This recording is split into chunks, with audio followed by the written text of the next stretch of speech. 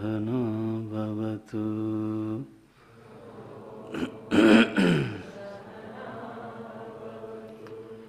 सहनौ भुनक्तु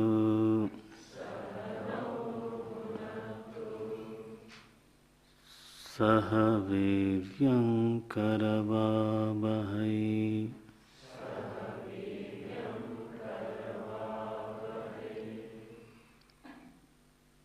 तेजस्विनावधीतमस्तु मा विद्विषावहै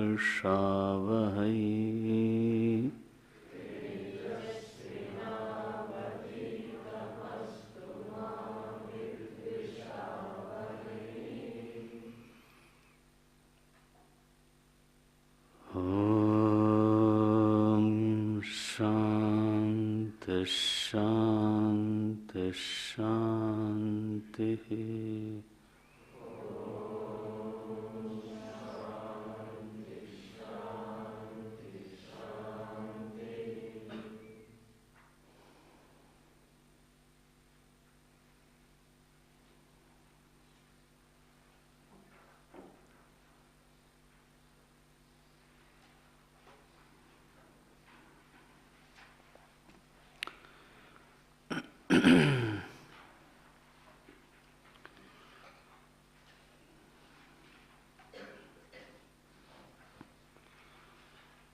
प्रश्न ये है कि भगवान शंकर ने उन तपस्वियों को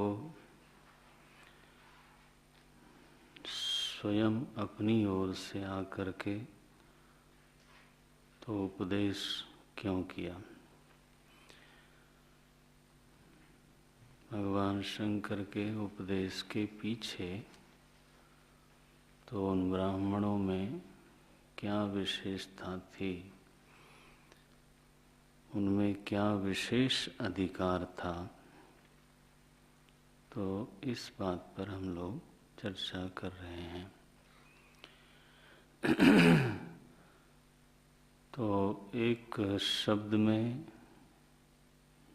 जो उत्तर आया वो ये है कि क्योंकि वो जो ब्राह्मण लोग थे वो कर्मनिष्ठ थे,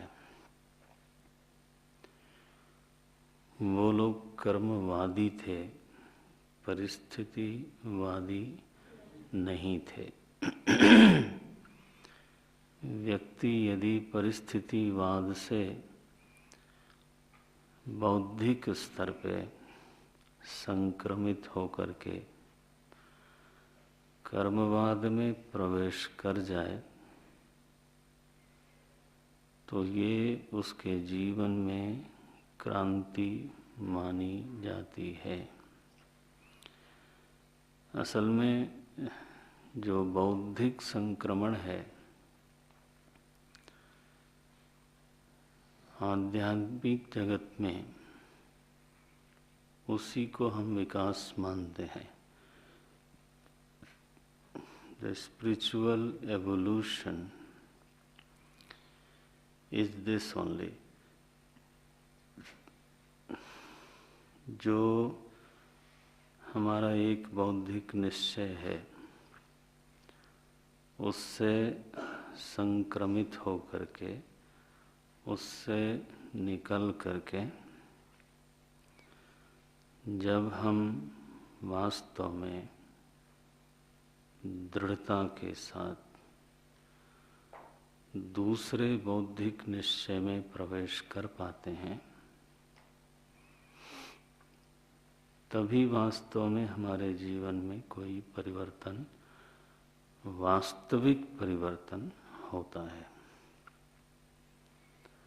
तो यदि हमारी वृत्ति में, हमारी बुद्धि में ये धारणा बनी हुई है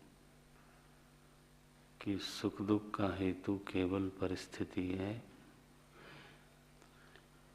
और परिस्थिति को ठीक करना एकमात्र पुरुषार्थ है,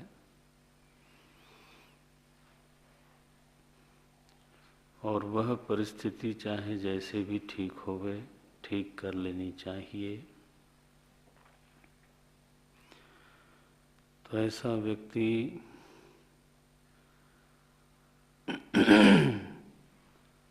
सत्कर्म का आग्रही नहीं होगा, परिस्थिति का ही आग्रही होगा। ऐसा व्यक्ति दुष्कर्म से भयभीत नहीं होगा। तो दुष्कर्म भी उसको साधन के रूप में स्वीकार्य हो जाएंगे यदि परिस्थिति मांग करती है कि यहाँ पे सत्कर्म छोड़ दो, दुष्कर्म को स्वीकार कर लो, तो उसको कोई हिचक नहीं है, कोई भय नहीं है, क्योंकि लक्ष्य तो हो ही रहा है सिद्ध। परिस्थिति के दबाव की गंभीरता को कम नहीं समझना चाहिए। परिस्थिति कई बार अच्छे अच्छे लोगों को तोड़ देती है। वो इतना दबाव डालती है कि तो महाव्रती लोगों का व्रत भंग होता है।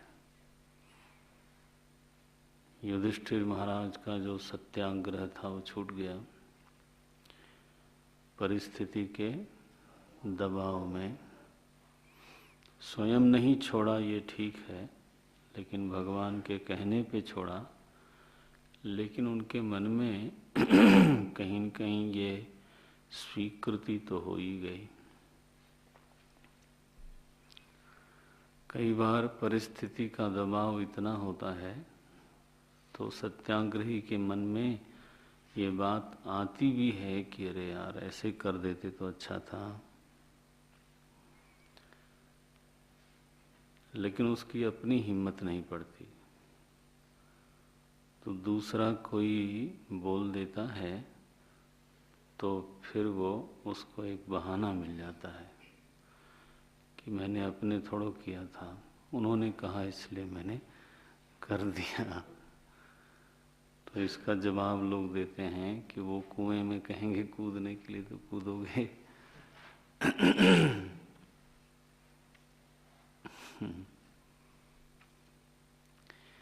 कहना ये चाहता हूँ कि परिस्थिति का जो जीवन पर प्रभाव पड़ता है, दबाव पड़ता है, वो कोई हल्की फुल्की चीज़ नहीं है, वो बहुत बड़ी चीज़ है। उसको सहते हुए सत्य का आग्रह करना, उसको सहते हुए सत्कर्म में बने रहना, ये किसी धीर वीर का काम है। साधारण व्यक्ति ये कर नहीं सकता।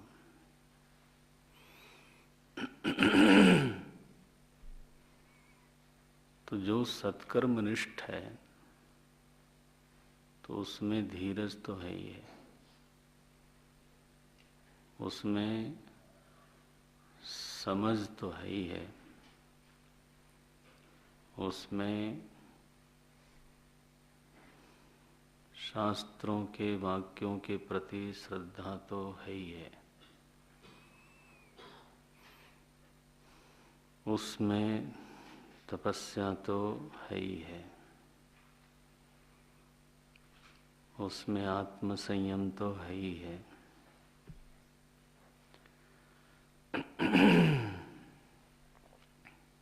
नारायण।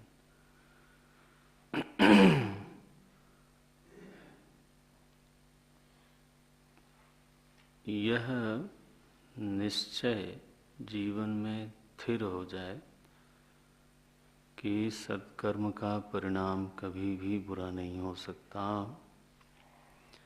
दुष्कर्म का परिणाम कभी भी अच्छा नहीं हो सकता, और कर्म कभी भी असफल नहीं होता।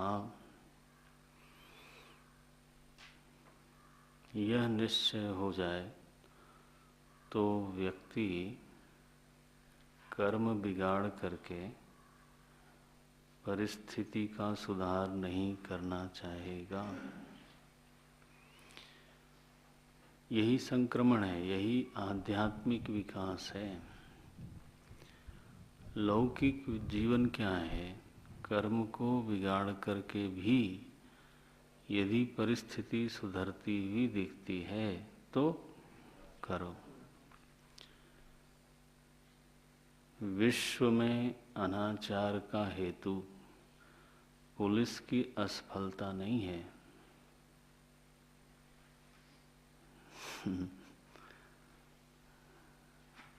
विश्व में अनाचार, दुराचार, भ्रष्ट आचार, व्यभिचार का हेतु केवल ये एक मान्यता है।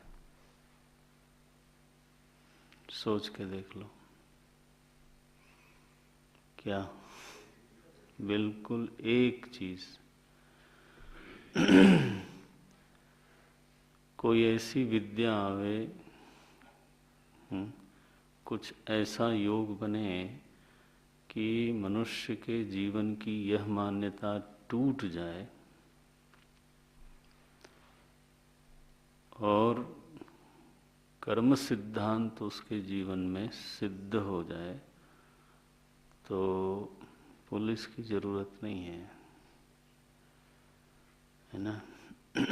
वो व्यक्ति चाहे शासन न भी हो तो भी जानता है कि एक ईश्वरीय शासन चल रहा है और वहाँ कर्म हमको छोड़ने वाला नहीं है। जो जस करिय सो तस फल चाखा, यही असली शासक है। और मजा ये है कि कर्म फल देने वाला तो हर चीज जानता है, उससे आप कुछ छिपा नहीं सकते। परम एकांत में भी कोई बात हुई है तो वो चित्रगुप्त महाराज, नाम क्या रखा पुराणों में? बोले चित्रगुप्त। गुप्त रह करके चित्र खींचते हैं। कहीं हमारी बुद्धि के पीछे ही बैठा रखा है उनको। वो महाराज यमराज के सेक्रेटरी हैं, मुनीम जी। पूरी फाइल बनती रहती है।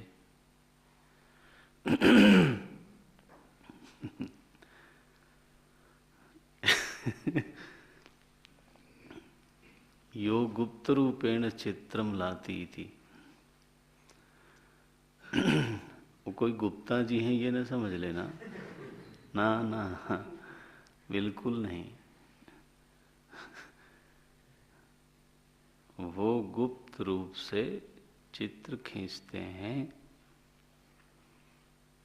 और यमाचारी को सौंपते रहते हैं। ये यमाचारी कौन है भाई? जो नियमों का पालन करवाने वाले हैं, यमराज हैं। यमा नाम राजा इति, यमा नाम माने नियमानाम राजा। तो यह जो शासन चल रहा है ये बदलता ही नहीं महाराज।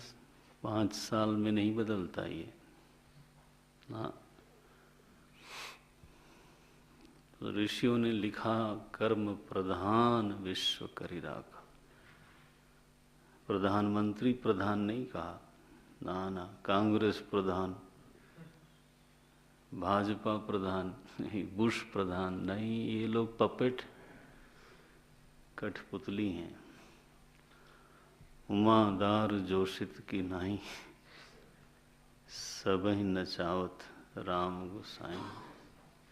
दारू जोशित माने दारू माने लकड़ी, कठपुतली। ये तो ये अगर समझ में किसी को आ जाए। समस्या ये है कि ये भाषण देने से सार्वजनिक उपदेश देने से थोड़ा बहुत फर्क पड़ेगा ऐसा नहीं पड़ेगा। आखिर हम लोगों को भी थोड़ा बहुत समझ में आया है तो सुन सुन के ही समझ में आया। तो ये न कहना कि सुनने से कुछ लाभ नहीं होता, पढ़ने सुनने से क्या होता है, तो और कैसे होता है बताओ मुझे जरा। तो बोले त्रिभंगासन करने से होता है। नहीं होता जनाब। प्रवचन अगर ठीक से न समझ में आया हो, समझ है नहीं ये तो व्यक्ति प्रवचन को व्यापार बना लेगा, उसमें मैनिपुलेशन करेगा। क्या? ये तो माया महाठगनी हम जानी कहीं घुस जाती है। आसन प्राणायाम को व्यापार बना लेगा।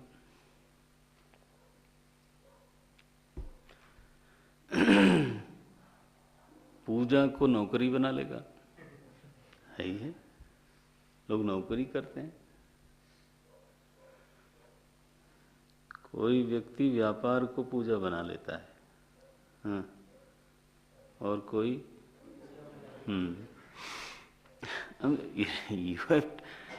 ये मान्यता का प्रश्न है, क्रिया का नहीं। इसलिए the real evolution takes place when your notion is changed, then you are changed. आपका कपड़ा बदलने से, क्रिया बदलने से, रंग बदलने से, उम्र बदलने से वास्तविक परिवर्तन होता नहीं। ये देखो, वास्तविक संक्रमण जो है वो समझ बदलने से होता है, मान्यता बदलने से होता है। मान्यता जब हम शब्द बोलते हैं तो विचारजन्य मान्यता है, माने वो मानने वाली बात नहीं। निष्पत्ति, वैचारिक निष्पत्तियां जब दृढ़ हो जाती हैं, बदल जाती हैं और दृढ़ हो जाती हैं,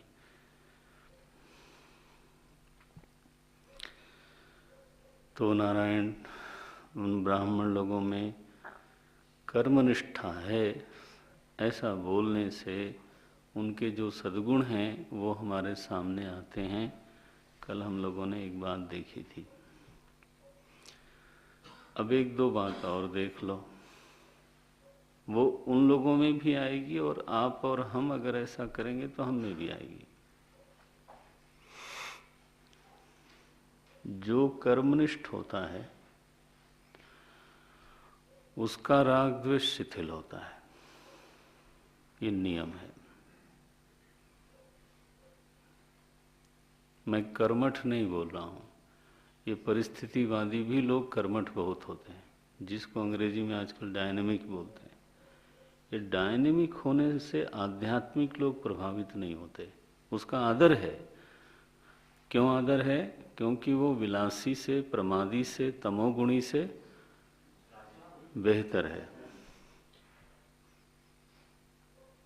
वो तो ठीक है, ये तामसिक व्यक्ति दिन भर पड़ा रहता है तो नाक से कुछ निकल गया तो वो भी साफ नहीं करना। माने if this kind of foolish person is there, नहीं किसी के निकला नहीं है ऐसा नहीं। तो कुछ बच्चों ने नाक साफ की तुरंत, तो इसलिए मुझे बोलना पड़ा कि ऐसा कुछ नहीं है। मेरे तो नक्कीन रखी है तो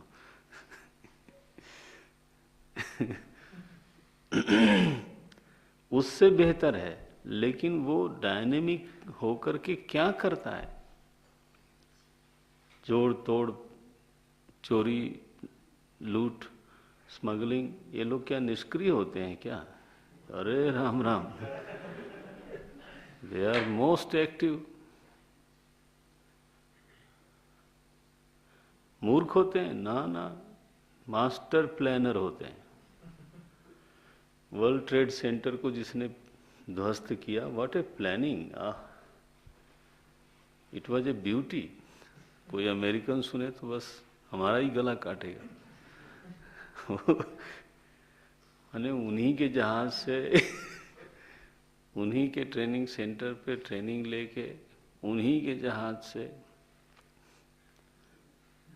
ओम नारायण, नाक काट ली महाराज सूर्पणखा की। सो एक डायनेमिक होते हैं लोग, उनको हम लोग कर्मठ बोल देते हैं, सक्रिय बोल देते हैं। उनको मैं कर्मनिष्ठ कभी नहीं बोलूंगा। ध्यान से सब शब्दों का, आप लोग शब्दों का बहुत सावधानी से प्रयोग किया करो। सांदीपनी हिमालय की विद्यार्थी हो और फटाफट फेंकते जाओ शब्द, ये शोभा नहीं देता। नहीं। जो मर्जी है किसी को भी टोपी पहना दो, ना ना ना ना ना, इतना आसान नहीं है। सो कर्मनिष्ठ व्यक्ति में पहली बात तो यही है कि वो कर्म बिगाड़ के परिस्थिति सुधारना नहीं चाहता। और मैंने बात कही कि उसका राग द्वेष शिथिल होता है। क्या मतलब है कि वो इस बात को भूल नहीं सकता कि मेरे दुख का कारण ये व्यक्ति नहीं है। मेरे दुख का कारण अगर कोई है तो मेरा कर्म है। द्वेष किसके प्रति होता है? जिसको मैं दुख का कारण मानता हूं, बस सीधा बात है। दुखानुशयी रागः, दुखानुशयी द्वेषः, सुखानुशयी रागः, ये परिभाषा है योग सूत्र में। दुख का कारण जिसको हमारी बुद्धि ने बता दिया, उसमें वैरभाव आता है, उसमें द्वेष भाव आता है। अब ये जो कर्मनिष्ठ है, पक्का जो सच में कर्मनिष्ठ है, वो दूसरे को दुख का कारण कैसे मानेगा? उसको लगेगा प्रत्यक्ष, इसके बावजूद उसकी बुद्धि उसको छोड़ेगी नहीं। वो कहेगी भाई हमने ऐसा कुछ कर्म किया होगा तो ये हमारे जीवन में आ गए जनाब, ये नहीं आते कोई और आता। देखो, लेकिन कोई भी आता, उससे मुझको क्या मिलता? वही मिलता जो इनसे मिल रहा है।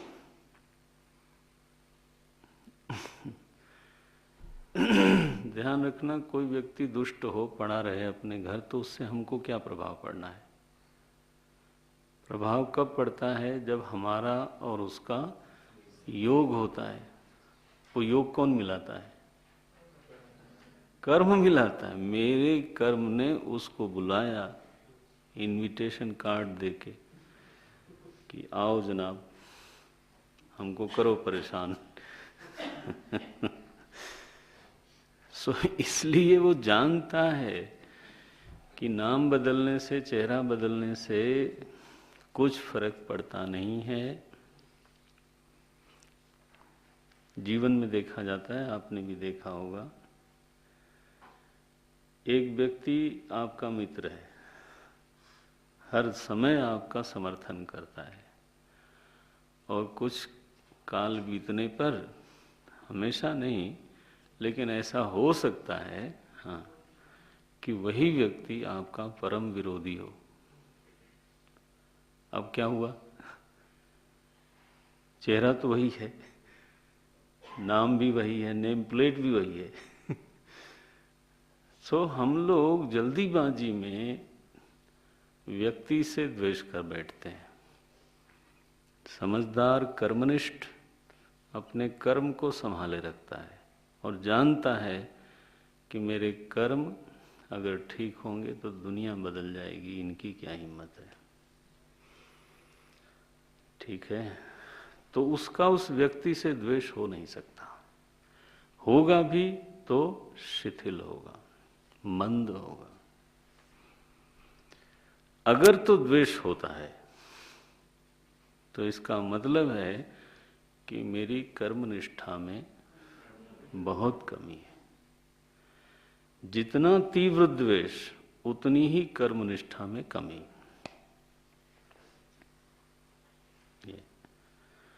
और जितना तीव्र राग उतनी ही कर्मनिष्ठा में कमी। राग माने क्या? बुद्धि ने ये बता दिया कि इस व्यक्ति के कारण हमको सुख मिलता है, हमारा विकास होता है। तो अगर एक बार बुद्धि ने ये बता दिया और हमने मान लिया, तो क्या होता है कि उस व्यक्ति के प्रति हमारे मन में एक आश्रय भाव जगता है कि मेरे सुख के लिए, मेरी प्रगति के लिए, चूंकि ये व्यक्ति ही उत्तरदायी है और इसलिए बौद्धिक स्तर पे मैं उसके आश्रित होता जाता हूं। ये जो पराधीनता है ना, सुख के लिए किसी की पराधीनता, विकास के लिए, सुरक्षा के लिए किसी की पराधीनता, इसी को राग बोलते हैं। स्वाधीनता का नाम वैराग्य है। राग माने क्या? प्रेम नहीं। राग माने प्रेम नहीं समझना। राग माने अपनी सुरक्षा के लिए मेरा मन किसी का आश्रय मानता है, अपने सुख के लिए, अपनी सुरक्षा के लिए, अपने विकास के लिए जिसकी हम पराधीनता मन में मान बैठते हैं, उसके प्रति हमारा फिर राग हो जाता है। देखो, वो चाहे धन हो, और धन में राग का मतलब क्या है कि धन को हम अपनी सुरक्षा का, हाँ बस, तो हमारा मन उसके अधीन है। जैसे ही वो हमसे दूर होता है, कहीं न कहीं हम अपने को, हाँ, असुरक्षित अनुभव करते हैं। As though the roof has been taken away, छत निकल गई हमारे सिर के ऊपर से।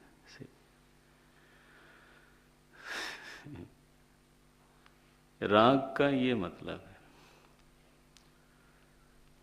धन का आश्रय, व्यक्ति का आश्रय, पद का आश्रय, जगह का आश्रय, बस मन पराधीन है, वहां राग जरूर हो जाएगा। राग होगा तो कब्जा करने की वृत्ति होगी, पजेसिव आदमी हो जाता है। क्यों? अभी उस पर जीवन टिका हुआ है। बोले महाराज जीवन का सवाल है।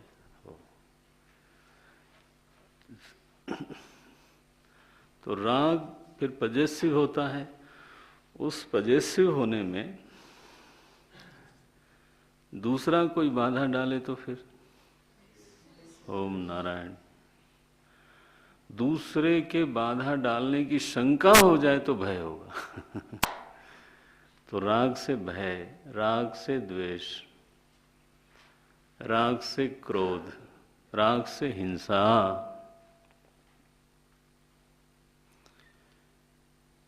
देख लो, गीता में जब शब्द आता है, पहला शब्द राग ही होता है। वीत राग भय क्रोध। देखो पहले का वीत राग, राग वीत हो गया तो फिर भय, क्रोध, वो सब आगे का जो चेन है वो ठीक हो जाती है। लेकिन अगर वो बना हुआ है, फिर आप पत्ते तोड़ने से पेड़ नहीं मरता भाई, मूल तो बना हुआ है। ये सो जब कर्मनिष्ठ कोई व्यक्ति सच में कर्मनिष्ठ होता है तो पक्का है कि उसके जीवन में राग शिथिल होगा। उसकी समझ उसको बताती है कि ये व्यक्ति आए चाहे जाए, अगर मेरा कर्म ठीक है तो ये नहीं तो कोई और आएगा मदद के लिए, ये नहीं तो कोई और आएगा, उसमें क्या है। उपनिषद ने कहा कि स्वर्ग में जब जीव जाता है सत्कर्म करने वाला, स्वर्ग में जब जाता है तो अप्सराएं उसका स्वागत करती हैं और एहि एहि इति आहुतयो वदंती, है ना, आइए आइए ऐसा बोलती हैं वो अप्सराएं। बोले वो अप्सराएं कौन है? बोले तुम्हारे इस जीवन में दी गई आहुतियां हैं। वो कोई वहाँ स्त्रियां नहीं बैठी हैं। कौन है? कौन स्त्री रूप में सामने आई? आहुतियां, माने क्या? तुम्हारा कर्म।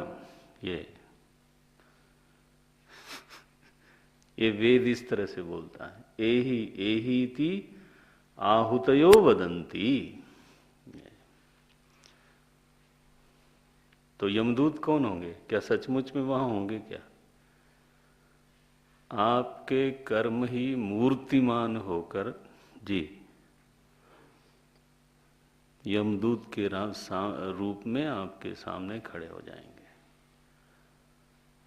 मूर्खता ये होगी कि हम उनसे द्वेष करेंगे। सच्चाई ये है कि वो है ही नहीं वहां, वो तो केवल पिटाई कर रहे हैं बिना हुए ही। अरे बोले महाराज क्या बात करते हो, बिना हुए ही पिटाई? अच्छा, स्वप्न में कभी आपकी पिटाई हुई हो ना हुई हो? अगर हुई हो तो पीटने वाला कौन है? वहां हो करके कोई है या बिना हुए ही कोई पीट रहा है आपको? देखो कहां से आया वो? आपके खुद के किए हुए, है ना, कर्म वहां मूर्तिमंत होकर के शत्रु बन जाते हैं और मित्र बन जाते हैं, प्रेयसी बन जाते हैं, प्रेमी बन जाते हैं, माता पिता बन जाते हैं, डॉक्टर बन जाते हैं भाई।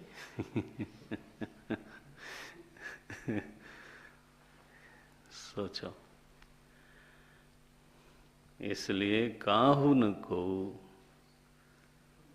लक्ष्मण जी बोलते हैं गंगा किनारे उस केवट को, काहुन को सुख दुख कर दाता। ये कर्म सिद्धांत है जो वहां कहा गया। कितना बड़ा स्टेटमेंट है। क्या बोले?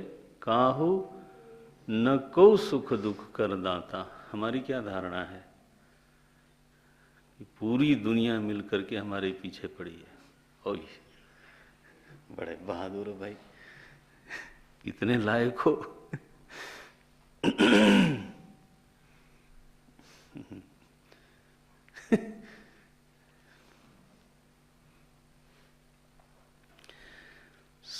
कर्मनिष्ठ जब एक बार शब्द बोला जाता है तो उसका मतलब ये है कि उस व्यक्ति के जीवन में राग नहीं है, माने कम है, नहीं है ऐसा तो नहीं, द्वेष शिथिल है। राग द्वेष शिथिल होने से आगे आप सोचिए, मनन का तरीका यही है। राग द्वेष शिथिल होने से भय शिथिल है, क्रोध शिथिल है, वैरभाव शिथिल है, हिंसा वृत्ति शिथिल है। देखो तो शांता नाम हो गया आपका।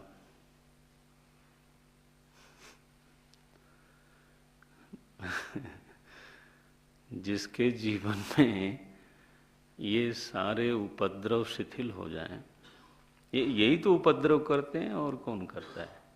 जो महाराज कबड्डी खेलते हैं भीतर, कबड्डी खेलते हैं बाकायदे, 2 दल बनावेंगे, आंख बंद करो ध्यान करने के लिए, कबड्डी शुरू। तो ये जब तक चीजें सही ठीक ठिकाने न हो जाएं तब तक बात बनती नहीं। तो जिसका राग द्वेष शिथिल हो, जिसके जीवन में प्रशांति हो, जिसके जीवन में जितेंद्रियता हो, जिसके जीवन में श्रद्धा हो, संयम हो, तपस्या हो, धीरज हो, ऐसा कोई मनोहर व्यक्तित्व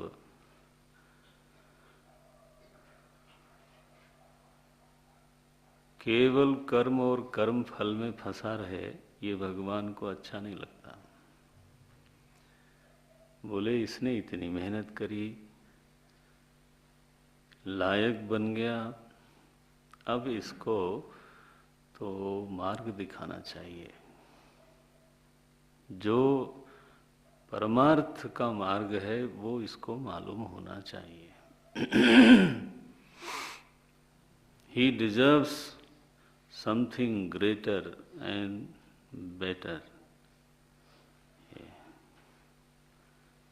तो ये प्रभु का अपना एक सिद्धांत है, नियम है कि अधिकारी कोई बने तो उसका मार्गदर्शन वो चाहे स्वयं करें या किसी से करवावें, लेकिन होता जरूर है।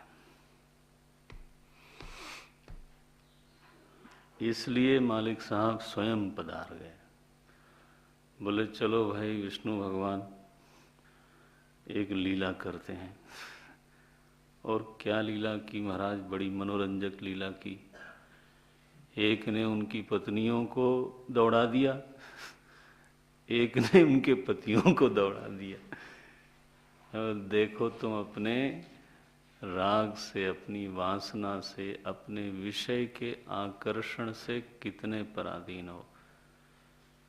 नाचते हो तुम अपने को बहुत बड़ा मानते थे, देखो तुम्हारी आसक्ति तुमको कैसे नचाती है। यही तो पराजित किया गया। कैसा भाई, लोग स्त्री के पीछे दौड़े तो ये किसकी विजय हो रही है? आसक्ति की। और वो लोग इनकी ओर दौड़े महाराज। देखो तो नचा के दिखाया। उनकी सारी सिद्धियों को निष्फल करके थोड़ा उनको कर्माश्रय उनका तोड़ा जरा सा। उनका जो कर्माश्रय है ना, उस पर चोट लगाई। उन्होंने क्या सोच रखा था कि जो कर्म है वो परम है, श्रेष्ठ है, और हमने वो किया है, हमारे सामने कोई टिक नहीं सकता। चोट लग गई। धनी व्यक्ति का धन कहीं निष्फल हो जाए, हाँ जी, चोट लगेगी ना। कोई बड़े पद वाला अपने पद को निष्फल देख करके सोचेगा, यार मैं तो इसको सब कुछ समझता था। ये अब जब शरण में आए लोग तो भगवान ने उनको उपदेश देना शुरू किया। क्या उपदेश किया? सबसे पहला उनकी जो मान्यता थी ना, अब उस मान्यता से उनको निकाल करके उससे ऊंची मान्यता में ले जाना है। दैट इज कॉल्ड संक्रमण। उसको बोलते हैं आध्यात्मिक यात्रा। आध्यात्मिक यात्रा शरीर से नहीं की जाती। शरीर एक आयतन है, ठीक है, लेकिन आध्यात्मिक यात्रा लौकिक धारणा से दूसरी धारणा में, दूसरी धारणा से तीसरी धारणा में, और अंततः धारणा से धारणा का संक्रमण कराते हुए जो परमार्थ धारणा है, परमार्थ प्रज्ञा है, उसमें प्रवेश करना। क्या प्रज्ञा है वो? जिसको हम अहम बोलते हैं, वो जीव सत्ता नहीं है, वो ब्रह्म सत्ता है। देखो ये भी एक प्रज्ञा ही है। क्या है? क्या है ये? एक प्रज्ञा है, एक बुद्धि है। पढ़ा आपने, तत्वबोध में पढ़ा।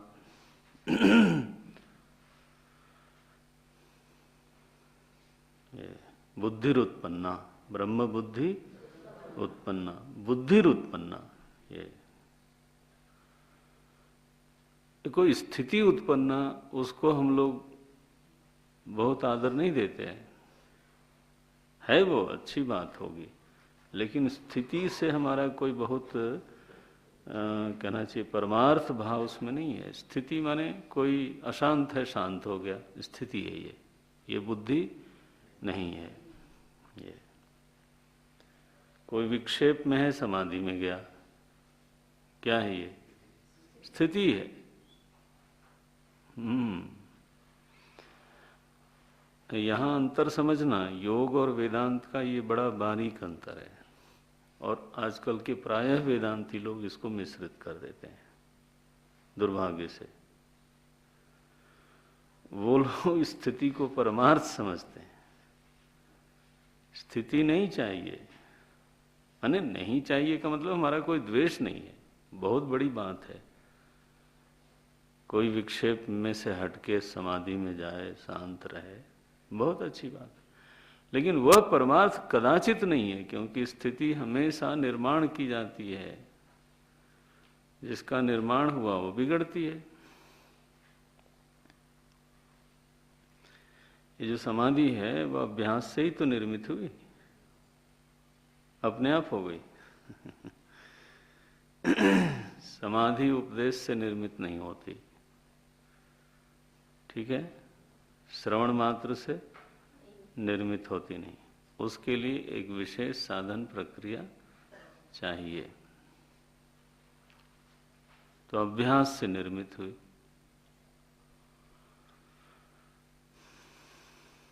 निर्मित हुई तो जाएगी।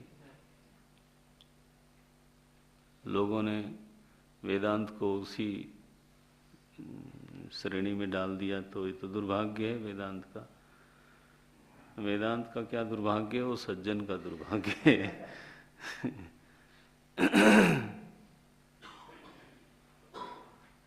स्थिति नहीं, बुद्धिरुत्पन्ना, बुद्धि चाहिए, प्रज्ञा चाहिए।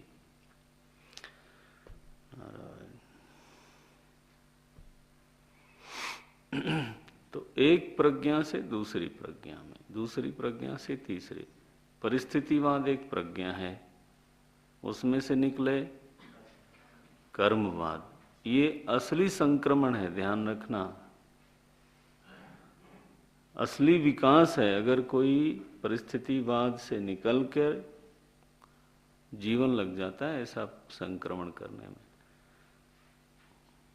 परिस्थितिवाद से निकल करके कर्मवाद में प्रवेश कर जाए, ये कर्मवाद की प्रज्ञा उसको निश्चित रूप से साधक बना देगी, निश्चित रूप से बना देगी। चैलेंज है बिल्कुल।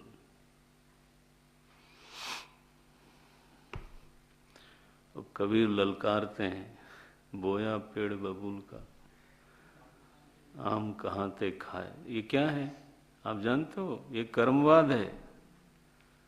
वो कहते हैं तुम बोते हो कुछ और फसल दूसरा लेना चाहते हो।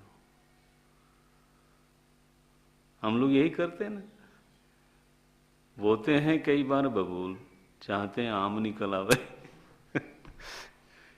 जब कांटे चुभने लगते हैं, बोले ये कहाँ से आया, मैंने तो जीवन भर किसी का बुरा नहीं किया महाराज। एक महात्मा से कहा गया कि लोग ऐसा बोलते हैं। तो किन्होंने उनके सामने ही बोला कि महाराज हमने जीवन भर कभी किसी का बुरा नहीं किया, ऐसा मेरे साथ क्यों होता है? बोले पिछले बुधवार को क्या सब्जी खाई थी तुमने? बोले महाराज इस प्रश्न का इससे क्या लेना देना? बोले तू बता तो सही। बोले वो तो याद नहीं। बोले 15 दिन पहले की सब्जी तो तुमको याद नहीं है,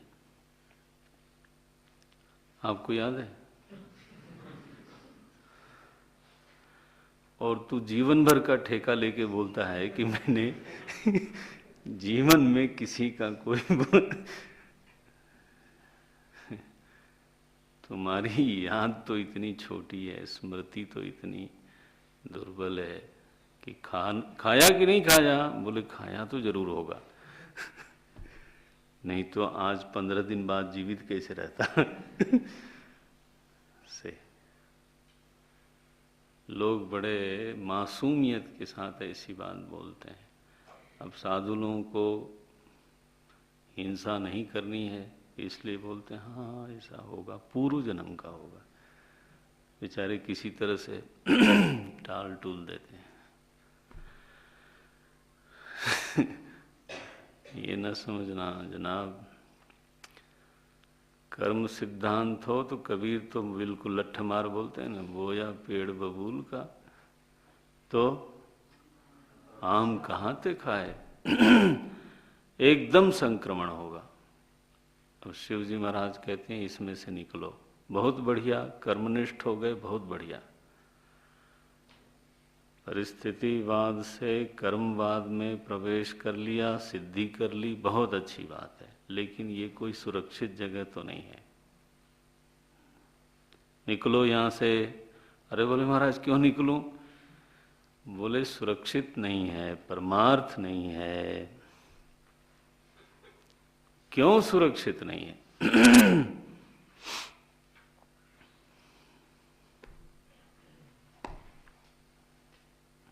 वाह, ऐसा अजीब अजीब लगता है अध्यात्म की चर्चा में। देखो, कर्मवाद तो ये कहता है कि सत्कर्म करो और सुख से रहो, यही कहता है ना। और दुष्कर्म करोगे तो दुख होगा, तो दुष्कर्म से बचो।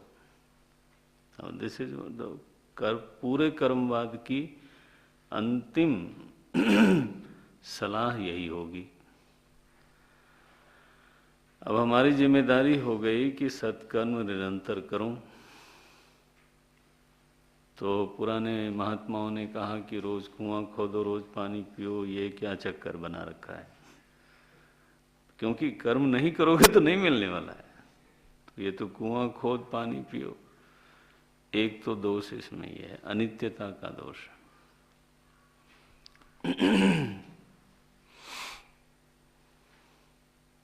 दूसरा, सत्कर्म करने से भी अभिमान नहीं मिटता, कर्ता भाव नहीं मिटता। कई बार तो उल्टे हैं बढ़ जाता है। आया ना? देखो, इस सिद्धांत में परिस्थितिवाद की अपेक्षा बहुत सद्गुण होने के बावजूद कुछ बड़े प्यारे प्यारे दुर्गुण हैं।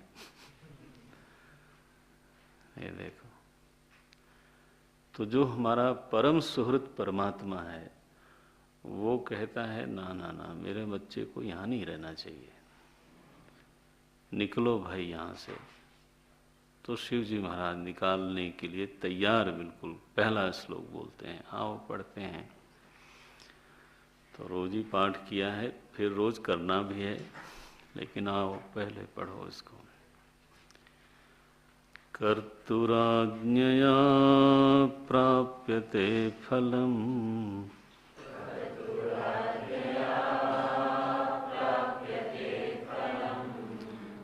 कर्म किं परं कर्म तज्जडम्।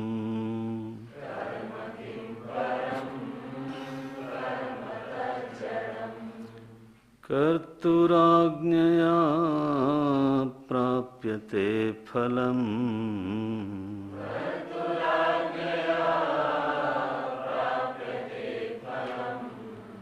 कर्म किं परं कर्म तज्जडम्।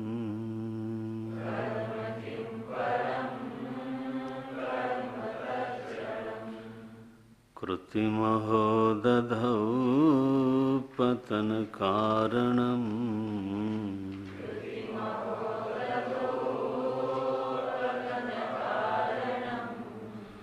कृतिमहो दधौ पतनकारणम्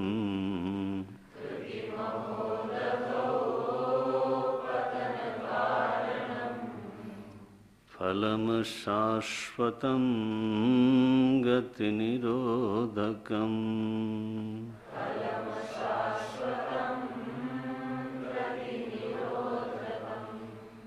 फलम् शाश्वतं गतिनिरोधकम्।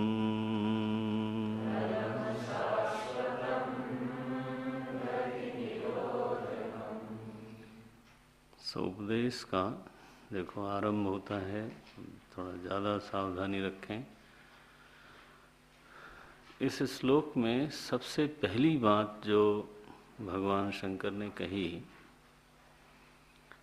वो ये कही कि प्राप्यते फलम। देखो भाई, आप लोग सब लोग अपने अपने जीवन में इस बात पर ध्यान दें कि फलम प्राप्यते न तो गृह्यते। फल जो है वो प्राप्त होता है, फल का कोई चुनाव नहीं करता।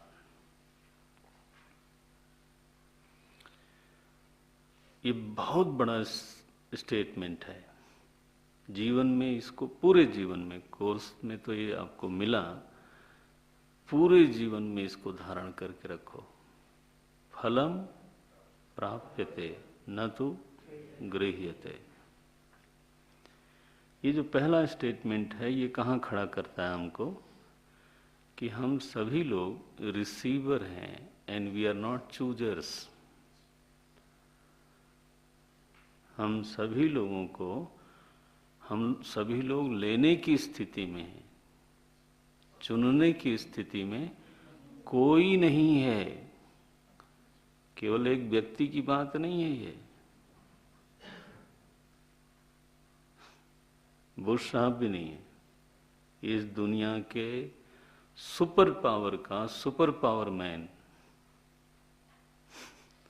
इस प्लानेट पे, इस धरती पर एक महाशक्ति, अकेली महाशक्ति है अमेरिका, उसका सबसे शक्तिशाली व्यक्ति वो इस स्थिति में नहीं है कि वो चूज करे। कई बार तो महाराज उसके बंगले के बाहर ही उसको गरियाते हैं लोग, बताओ जुलूस निकालते हैं। वो सोचता होगा कि क्या करें, इतना बड़ा मैं शक्तिशाली व्यक्ति इराक को ध्वस्त कर सकता हूं, लेकिन हाँ अब इनका क्या करूं से nobody chooser, not a single person here। कितना बड़ा स्टेटमेंट है। फलम प्राप्यते। भाई तुम क्यों इतना गर्व करते हो? पहले इस अनुभव को संभालो, इस अनुभव पर ध्यान दो कि हर व्यक्ति को फल प्राप्त होता है, और जब उसको मिलता है तो उसको लेना पड़ता है। नारायण बोले नहीं मैं तो नहीं लूंगा अभी महाराज कृपा करो, लेना ही पड़ेगा विवश है व्यक्ति। इस वाक्य ने हमको याद दिलाया कि तुम क्या हो, तुम विवश हो। अच्छा, ये शरीर आपने चूज किया है कि मिला है? मैंने शुरू से ही देखा जाए, मिला, बीमार या स्वस्थ जो भी है, नारायण बोले नहीं मैं ये वाला पीस लूंगा नथिंग डूइंग जो आपकी कमाई के अनुसार बनता है वो लेना ही पड़ेगा। से फिर माँ बाप चुना कि लिया? बोले मिला, बस चॉइसलेसली। काहे का गर्व करते हो जबरदस्ती? कोई पोजीशन ही नहीं है। मूल में ही जो चीजें हैं वो सब आपको विवशता पूर्वक स्वीकार करनी पड़ी, और पूरे जीवन यही होता है। ये भ्रम बीच में होता रहता है। हमारी बुद्धि भी बड़ी जोरदार है कि वी आर चूजर्स। कोई चूजर सुजर्स नहीं, बेकार की बात है।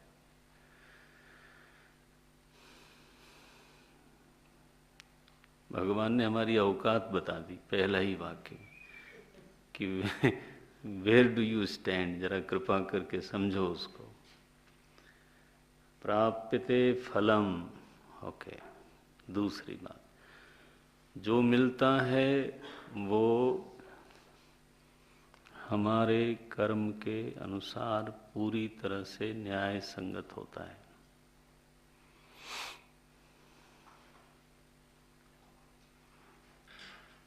ये बहुत बार हमको लगता है कि हमारे साथ अन्याय हो रहा है। आदमी को लगता है कि हमारे साथ अन्याय हो रहा है या हुआ है, कंप्लेन करता है। और बहुत मजेदार है, उसी आदमी को कई बार ऐसा भी लगता है, और खास तौर से जब याद दिलाया जाए तो, कि मुझे जितना मिला है उतने के मैं लायक नहीं हूं। वाह, अपना अपना देख लो आप, जितने लोग यहां बैठे हो। जब हम लोग पढ़ते हैं वेदांत का अधिकारी ऐसा होता है, तो हमको तो नहीं लगता कि हमें यहां या वहां बैठना चाहिए। बोलो, फिर भी सुनने को तो मिलता है, और ऐसे मिलता है कि भिक्षा भी नहीं मांगनी पड़ती। उत्तर काशी में होते हम भी गुरुदेव की तरह। कुछ हमारे बच्चे लोग जाके अनुभव करके देखा है उन्होंने, तो आपको अगर उनसे अनुभव साक्षात पूर्वक पूछना हो, अनिल हैं, राधे श्याम हैं, है ना। हमारे एक विद्यार्थी उत्तर काशी में रहे, तो सर्दियों में वहाँ बर्फ़ कई बार पड़ जाती है ना। तो उस बर्फ़ में 1 किलोमीटर चल के जब जाते हैं भिक्षा लेने, गांव में तो नहीं जाना है, लंगर पे जाना है, फिर भी अन्न क्षेत्र में जाना है, तो भी बर्फ़ में जाना, लेके जब आएंगे तो खाने का कितनी गर्मी होगी।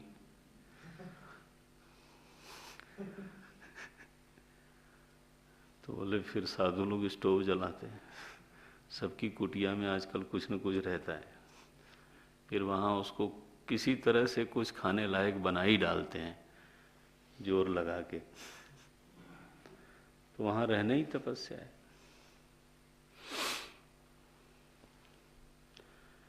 तो दो दो अनुभव एक साथ होते हैं। एक अनुभव ये है कि हमारे साथ अन्याय हुआ, एक अनुभव यह है कि जितना हमको मिल रहा है या जितना हमको मिला है जीवन में, उसके हम अधिकारी नहीं हैं। जब व्यक्ति शांत होता है तब उसको ये महसूस होता है। और आपकी बात नहीं कर रहा हूं, पूरी दुनिया में आप सर्वे कर लेना, कभी न कभी व्यक्ति को ये जरूर लगता है कि मेरी मेरिट से ज्यादा मुझको प्राप्त हुआ है इस जीवन में। ला, कंट्रोडिक्टरी फीलिंग हो गई। एक तरफ अन्याय, दूसरी तरफ न्याय नहीं, ज्यादा। ये ज्यादा जब महसूस होता है तब तो होती है भक्ति, भगवान की बड़ी कृपा है। और अन्याय में तो फ्रस्ट्रेशन है। खैर, शास्त्र क्या बोलता है? बोले शास्त्र तो ये कहता है कि जितना आपने किया, जो जस करिए करई सो तस फल चाखा, आपके कर्मों के अनुसार तौल के नाप के जो बनता है मालिक साहब उतना तो देते ही हैं। थोड़ा सा अपनी ओर से कृपा का मसाला उसमें डाल के फिर देते हैं। अब बोले महाराज जब पिटाई होती है उस समय कहाँ कृपा गई? बोले होती है, उसमें भी कृपा होती है। उसमें जो एक कुछ हम सीखते हैं, है ना, आदमी सीखता है, तो वो कहीं न कहीं भगवान की कृपा से उसमें कुछ सिखाने का तत्व होता है। विपत्ति में भी सिखाने का तत्व शामिल होता है।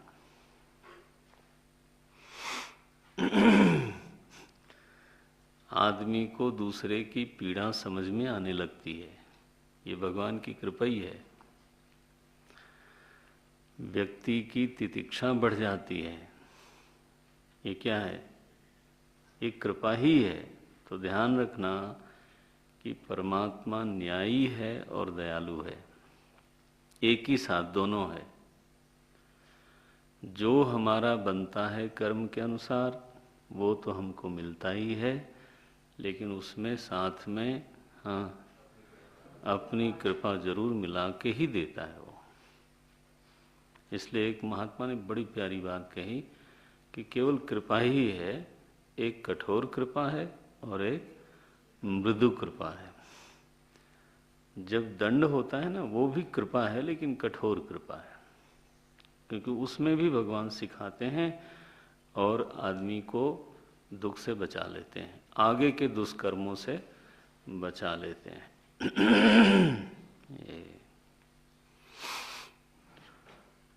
सो न्याय पूर्वक मिलता है। पहला वाक्य है प्राप्यते न तु गृह्यते। अब उसमें क्या जोड़ेंगे? न्याय पूर्वक मिलता है, कृपा पूर्वक मिलता है।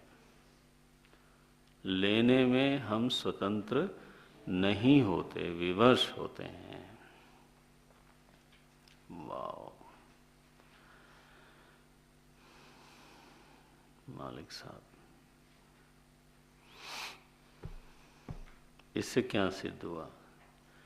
इससे ये सिद्ध हुआ कि चूंकि यह अनुभव पक्का है कि हमको चीजें मिलती हैं, फल हमको मिलता है,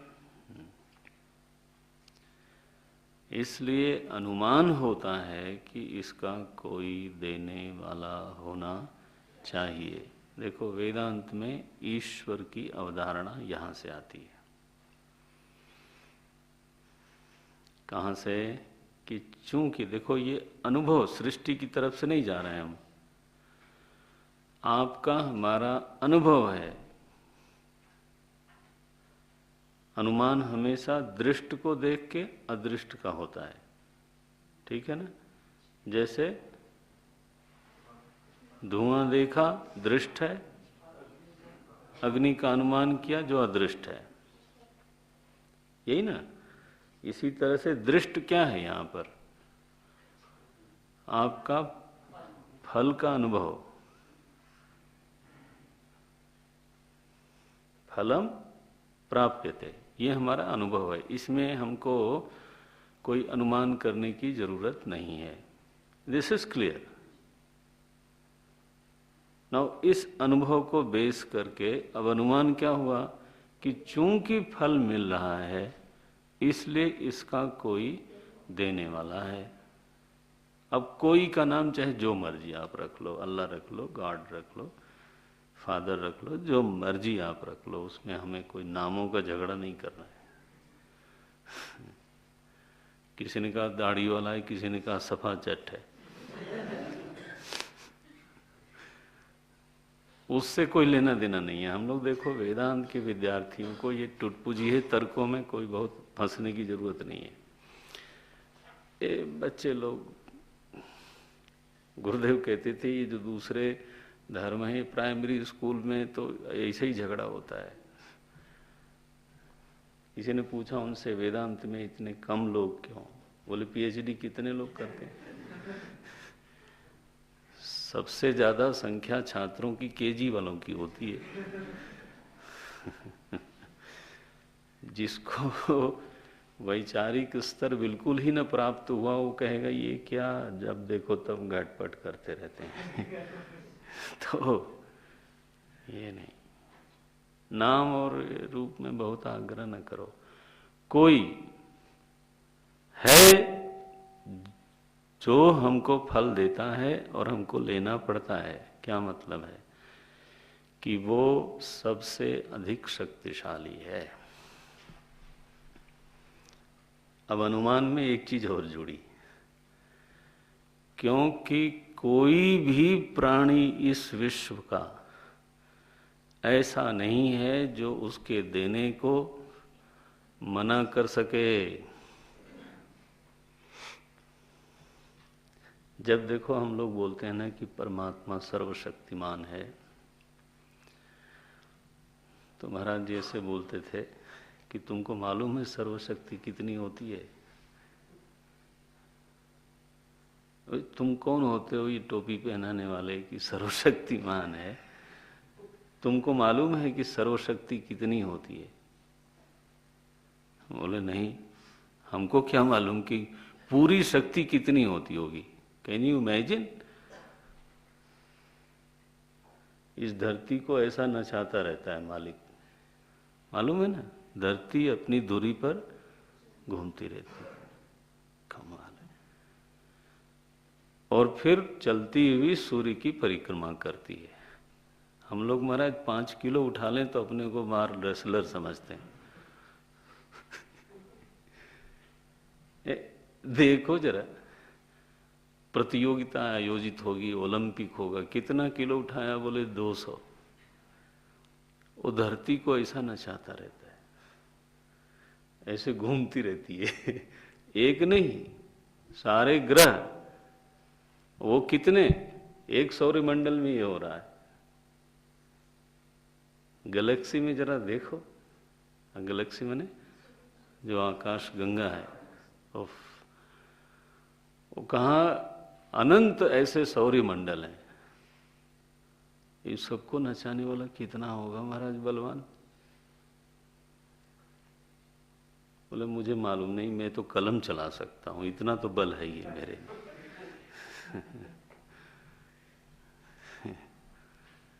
इसलिए कई बार मैं प्रवचन में बोलता हूँ, फिर भी माया पकड़ लेती है, लेकिन बोलता हूँ, कभी अकेले में भी बोलता हूँ। अभिमान होने के लिए एक क्वालिफिकेशन की जरूरत है। उस आदमी को नंबर 1 मूर्ख होना चाहिए, बस। जब तक वो 1 नंबर का मूर्ख नहीं होगा, तब तक ये अधिकारी नहीं है अभिमानी बनने का। देख, तेरे में क्या है जिसको लेके अभिमान कर?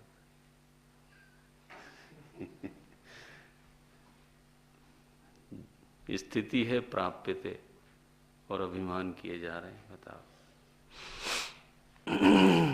खैर जो भी है,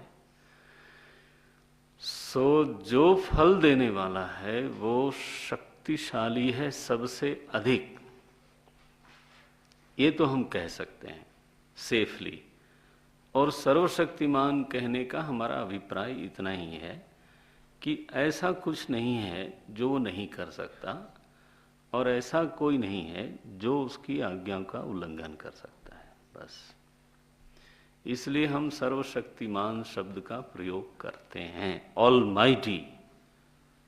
इस बात को समझना जरा। चलो इस शब्द को थोड़ा समझ लो, और आता रहेगा वैसे, लेकिन फिर यहाँ थोड़ा समझ ही लो। शक्ति की पहचान क्रिया के संदर्भ में होती है। शक्ति की पहचान क्रिया निरपेक्ष नहीं है।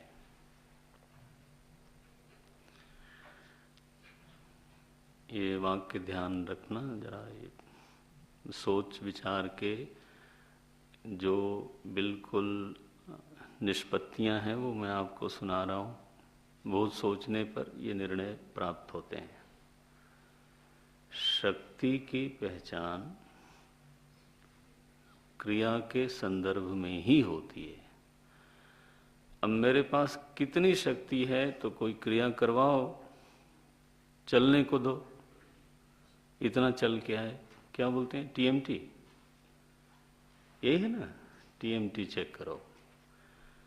हॉस्पिटल में आपका कैसा है स्टेमिना, तो वो चेक करने के लिए वो चला देते हैं उस पर, क्या क्या बोलते हैं उसको, हाँ ट्रेड, उस पर ट्रेड, हाँ treadmill test, something like that. TMT मुझे याद है क्योंकि मुझे पीछे कहा जाता था, फिर दूसरे डॉक्टरों ने कहा नहीं इसकी ज़रूरत नहीं। हमने कहा बढ़िया, एक काम से बच गए। तो कहना ये है कि क्रिया कराओ तब पहचान होगी कि इनके पास ये इतना सामर्थ्य है या नहीं है। वजन उठवाओ, कुछ फेंकने को बोलो, विचार शक्ति आप में कितनी है कैसे पता लगे? लिखो या किसी विषय पे चर्चा करो या किसी विषय पे प्रवचन करो, ओनली देन पता चलेगा कि आप कुछ सोच सकते हो या नहीं सोच सकते। बोले मौन हूं मैं तो। महाराज यहाँ एक बार आचार्य ब्रह्मचारी लोगों की कॉन्फ्रेंस हुई यहीं पर, तो हम लोग वहाँ बैठे थे पैनल में। एक ब्रह्मचारी आए, 10-10 मिनट समय था सबको। एक ब्रह्मचारी जी आए, बैठे,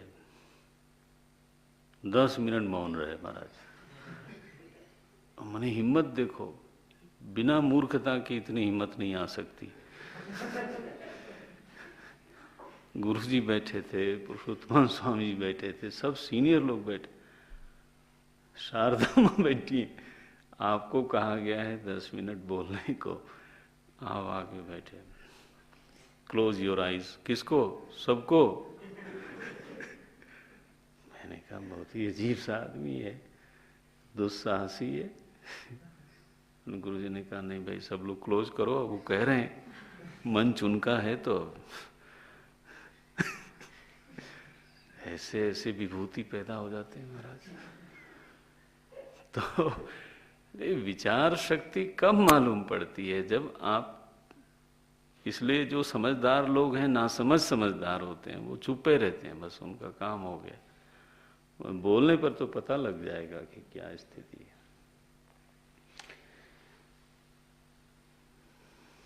क्रिया निरपेक्ष शक्ति की पहचान कभी भी नहीं हो सकती। तो जब हम ईश्वर को सर्वशक्तिमान बोलते हैं तो हमारे बोलने का आधार क्या है? कोई नास्तिक पूछे, है ना, हमारा मन पूछ ले, तो पहला आधार यह है कि फलम प्राप्यते, और सबको ही फल मिलता है।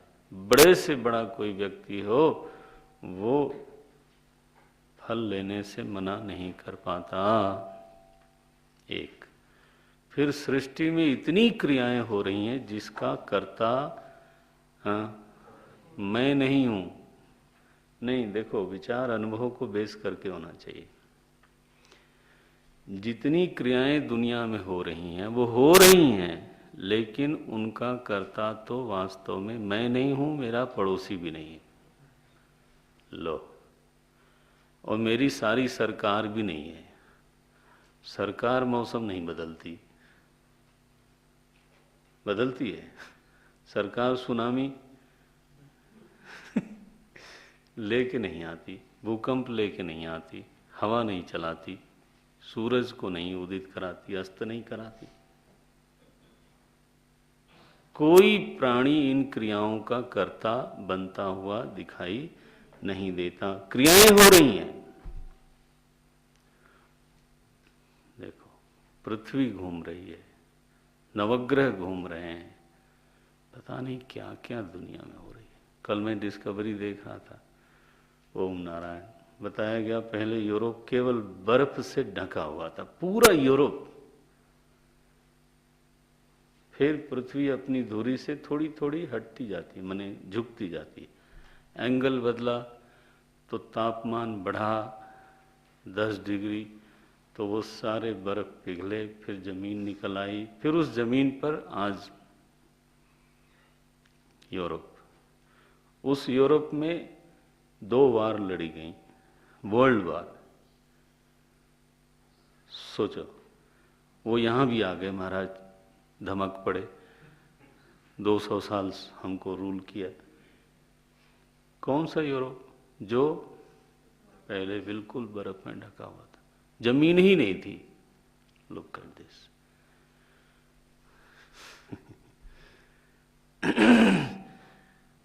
देखत तव रचना विचित्र,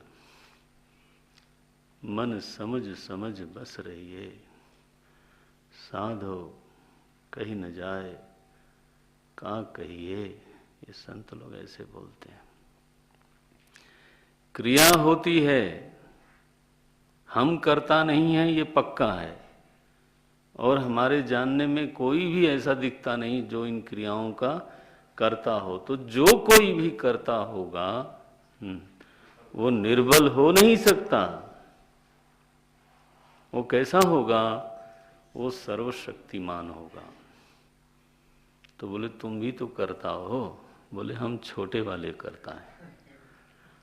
और वो बोले वो बड़ा वाला करता है। अब वाक्य जरा देखो। कर्तुहु, ध्यान रखना ईश्वर शब्द नहीं लिखा, ईश्वर शब्द का प्रयोग नहीं है, कोई नाम का प्रयोग नहीं है। क्या प्रयोग किया? कर्तुहु, षष्ठी विभक्ति है, एक वचन। कर्ता शब्द की षष्ठी।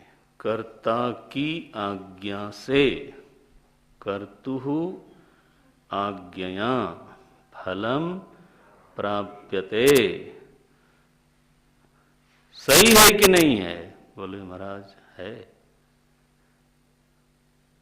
तुम्हारे जीवन में मालूम पड़ता है नहीं पड़ता है? बोले है, बिल्कुल। इसको बोलते हैं स्टेटमेंट ऑफ रियलिटी। शुरुआत कहाँ से करनी है समझते समय? ध्यान रखना, फलम प्राप्यते। तो ये आपका अनुभव है।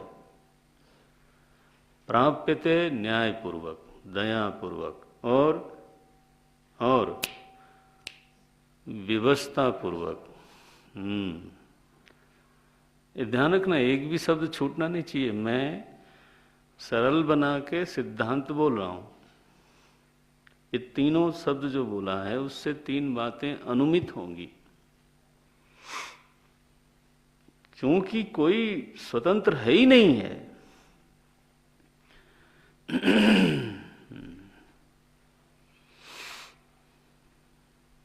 इसलिए तो वो सर्वशक्तिमान है, इसलिए तो वो न्यायी है, और इसलिए तो वो दयालु है। चूंकि फल में, मेरे प्राप्त होने वाले फल में ये तीन चीजें दिखती हैं। क्या? व्यवस्था है, न्याय है, दया है।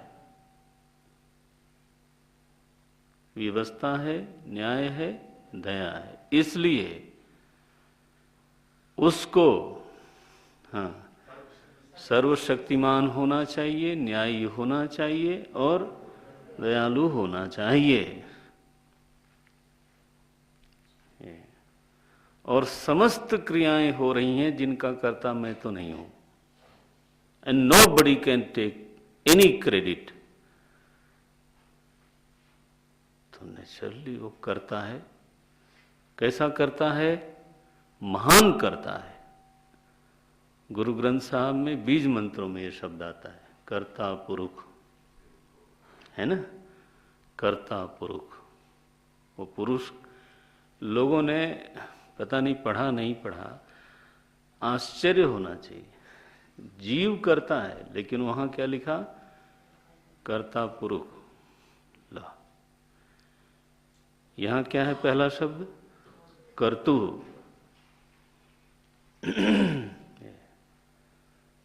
तो महाकर्ता जो है ना, वो मालिक साहब हैं। क्यों ऐसा बोलते हो? क्योंकि सारी क्रियाएं हो रही हैं जिनका कर्ता मैं नहीं, और मेरे साथ कोई और जीव भी नहीं है। सो अनुमान होता है कि यहाँ कोई सर्वशक्तिमान, न्यायी, दयालु कर्ता है, जिसके आज्ञा में समूची सृष्टि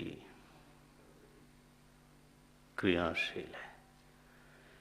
उसकी आज्ञा से फलम प्राप्त है। शिव जी ने उन तपस्वियों को सबसे पहले ये बात बताई। फिर टिप्पणी की, कर्म किम परम। जब परम बैठा है तो तुम क्या बोलते हो, कर्म परम है? कर्म किम परम, क्या कर्म सबसे ऊंचा, सबसे श्रेष्ठ है? तद जड़म, ये तो कर्म तो जड़ है। कल देखेंगे इसको, निचली पंक्ति। अभी गंभीर है ये, धीरे धीरे। ओम ओम। मनन करना, जरा आपस में डिस्कशन भी करना, फिर देखूंगा आपकी कॉपी में क्या आता है।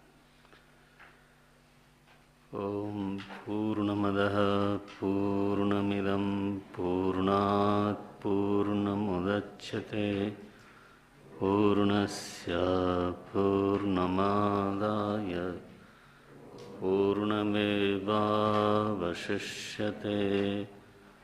ओम शांति शांति शांति। हरि ओम श्री गुरुभ्यो नमः। हरि ओम।